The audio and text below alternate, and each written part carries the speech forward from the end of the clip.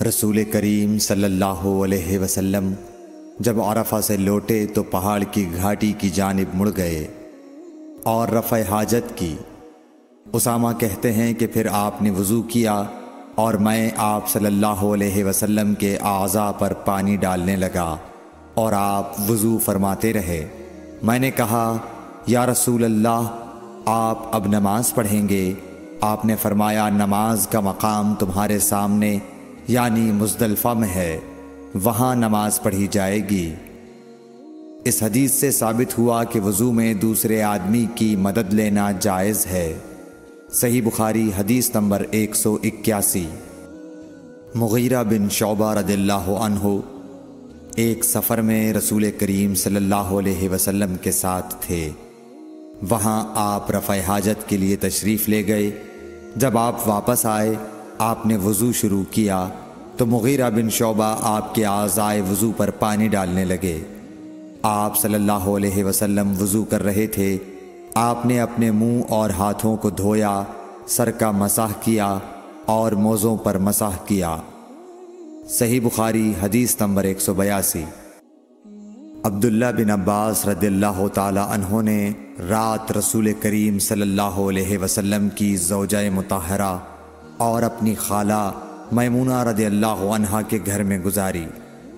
وہ فرماتے ہیں کہ میں تکیے کے عرض یعنی گوشے کی طرف لیٹ گیا اور رسول کریم صلی اللہ علیہ وسلم اور آپ کی اہلیہ نے معمول کے مطابق تکیے کی لمبائی پر سر رکھ کر آرام فرمایا۔ رسول اللہ صلی اللہ علیہ وسلم سوتے رہے اور جب آدھی رات ہو گئی یا اس سے کچھ پہلے یا اس کے کچھ بعد آپ بیدار ہوئے اور اپنے ہاتھوں سے اپنی نیند کو دور کرنے کے لیے آنکھیں ملنے لگے۔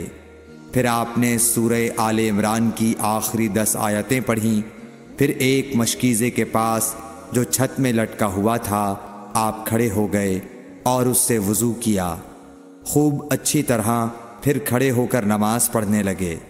ابن عباس رضی اللہ تعالی عنہ کہتے ہیں میں نے بھی کھڑے ہو کر اسی طرح کیا جس طرح آپ نے وضو کیا تھا۔ پھر جا کر میں بھی آپ کے پہلو مبارک میں کھڑا ہو گیا۔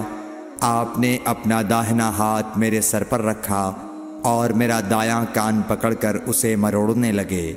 پھر آپ نے 2 رکعتیں پڑھیں، اس کے بعد پھر 2 رکعتیں پڑھیں، پھر 2 رکعتیں پڑھیں، پھر 2 رکعتیں پڑھیں، پھر 2 رکعتیں پڑھیں، پھر 2 رکعتیں پڑھ کر اس کے بعد آپ نے وتر پڑھا اور لیٹ گئے۔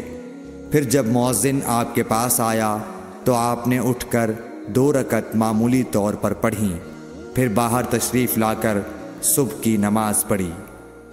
صحیح بخاری حدیث نمبر 183۔ اسماء بنت ابی بکر کہتی ہیں کہ میں رسول اللہ صلی اللہ علیہ وسلم کی زوجہ محترمہ عائشہ رضی اللہ تعالی عنہا کے پاس ایسے وقت آئی جب کہ سورج کو گہن لگ رہا تھا اور لوگ کھڑے ہو کر نماز پڑھ رہے تھے۔ کیا دیکھتی ہوں وہ بھی کھڑے ہو کر نماز پڑھ رہی ہیں۔ میں نے کہا کہ لوگوں کو کیا ہو گیا ہے، تو انہوں نے اپنے ہاتھ سے آسمان کی طرف اشارہ کر کے کہا سبحان اللہ۔ میں نے کہا کیا یہ کوئی خاص نشانی ہے؟ تو انہوں نے اشارے سے کہا کہ ہاں، تو میں بھی آپ کے ساتھ نماز کے لیے کھڑی ہو گئی۔ آپ نے اتنا قیام فرمایا کہ مجھ پر غشی طاری ہونے لگی اور میں اپنے سر پر پانی ڈالنے لگی۔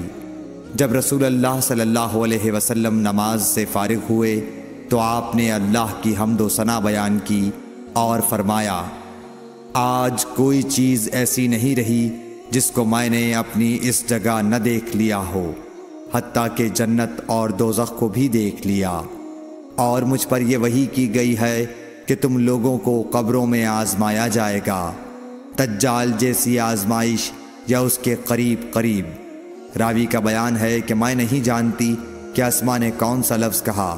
تم میں سے ہر ایک کے پاس اللہ کے فرشتے بھیجے جائیں گے اور اس سے کہا جائے گا کہ تمہارا اس شخص یعنی محمد صلی اللہ علیہ وسلم کے بارے میں کیا خیال ہے؟ پھر اسماء نے لفظ ایماندار کہا یا یقین رکھنے والا کہا، مجھے یاد نہیں۔ بہرحال وہ شخص کہے گا کہ محمد صلی اللہ علیہ وسلم اللہ کے سچے رسول ہیں۔ وہ ہمارے پاس نشانیاں اور ہدایت کی روشنی لے کر آئے، ہم نے اسے قبول کیا، ایمان لائے اور آپ کا اتباع کیا۔ پھر اس سے کہہ دیا جائے گا کہ تو سو جا، در حال یہ کہ تو مرد صالح ہے اور ہم جانتے تھے کہ تو مومن ہے۔ اور بہرحال منافق یا شکی آدمی، اسما نے کون سا لفظ کہا مجھے یاد نہیں، جب اس سے پوچھا جائے گا کہے گا کہ میں کچھ نہیں جانتا، میں نے لوگوں کو جو کہتے سنا وہی میں نے بھی کہہ دیا۔ صحیح بخاری حدیث نمبر 184۔ ایک آدمی نے عبداللہ بن زید رضی اللہ تعالی عنہ جو عمرو بن یحییٰ کے دادا ہیں سے پوچھا کہ کیا آپ مجھے دکھا سکتے ہیں کہ رسول اللہ صلی اللہ علیہ وسلم نے کس طرح وضو کیا ہے؟ عبداللہ بن زید رضی اللہ تعالی عنہ نے کہا کہ ہاں۔ پھر انہوں نے پانی کا برتن منگوایا، پہلے پانی اپنے ہاتھوں پر ڈالا اور 2 مرتبہ ہاتھ دھوئے، پھر 3 مرتبہ کلی کی، 3 بار ناک صاف کی، پھر 3 دفعہ اپنا چہرہ دھویا، پھر کوہنیوں تک اپنے دونوں ہاتھ 2 مرتبہ دھوئے، پھر اپنے دونوں ہاتھوں سے اپنے سر کا مسح کیا، اس طور پر اپنے ہاتھ پہلے آگے لائے پھر پیچھے لے گئے، مسح سر کے ابتدائی حصے سے شروع کیا، پھر دونوں ہاتھ گدی تک لے جا کر وہیں واپس لائے جہاں سے مسح شروع کیا تھا، پھر اپنے پیر دھوئے۔ صحیح بخاری حدیث نمبر 185۔